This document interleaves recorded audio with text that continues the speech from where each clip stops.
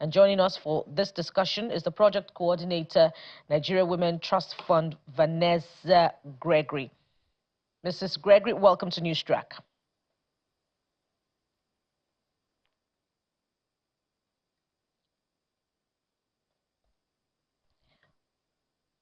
Mrs. Gregory, welcome to Newstrack.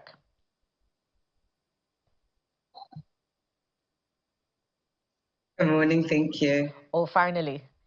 And so, as we start off, your organization promotes women inclusion, and let's start from there. There are 2 female candidates in this governorship election out of 16.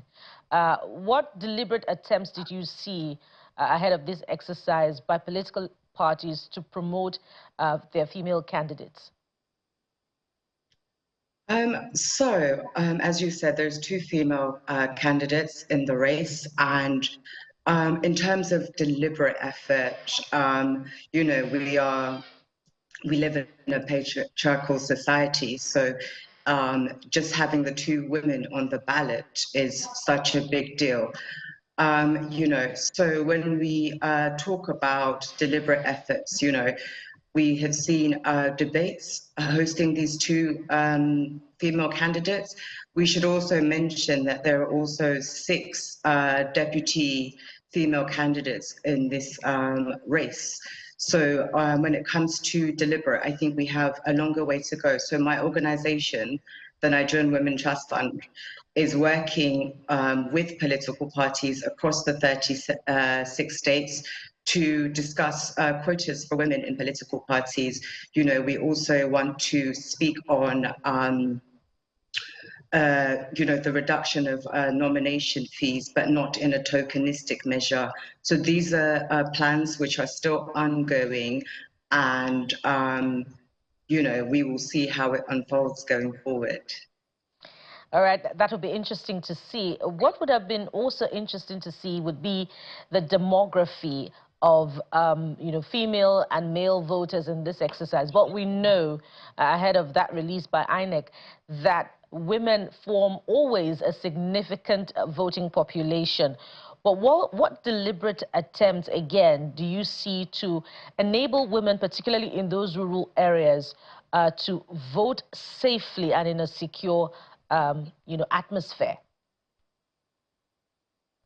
Okay, so as we have seen, the security agencies have come out saying that they will protect all voters. But when it comes specifically to women, we have spoken to security agencies, especially the Civil Defense Corps, and they have been they've given us information and hotlines for which we can escalate claims. So they are ready and willing to take on any incidences of violence, especially against women.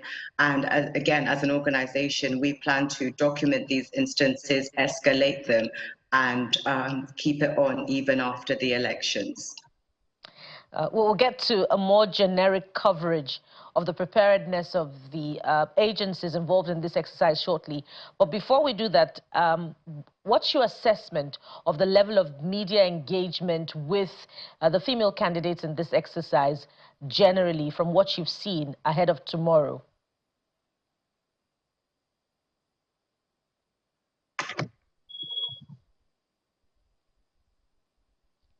Mrs. Gregory, did you get my question? All right, it appears as if we have network challenges, but she just may be back again because the network can be unpredictable. Yes, you're back. I was asking how satisfactory you see the level of media engagement with the female candidates and indeed the other deputy candidates that you've seen in this ahead of this exercise. So not a lot of media coverage has been given to the female candidates. A lot of people aren't aware that there are 2 female candidates in the running, but we can't attribute that solely on the part of the media, you know, although they haven't specifically gone out to speak to the female candidates haven't also been forthcoming or seeking this coverage. So it's a two-way street, you know. So we know that the lessons learned from this is that we need to give adequate gender balanced coverage to both male and female candidates. And we also appeal and urge the female candidates to seek this media coverage so that their mandates are covered and people are aware that there are females in any election. And in 30 seconds, your assessment of the level of preparedness of the agencies in terms of logistics from what you've seen. Very quickly. So from what we've seen, it appears that the electoral body is prepared and the movement of materials is ongoing. We have deployed 100 observers across Anambra, the 21 local governments, and we will see if this plays out in the elections tomorrow. Yeah, thank you for wrapping that up in a nutshell. Vanessa Gregory is the coordinator, Nigeria Women Trust Fund. Thank you for your time on Newstrack. Thank you.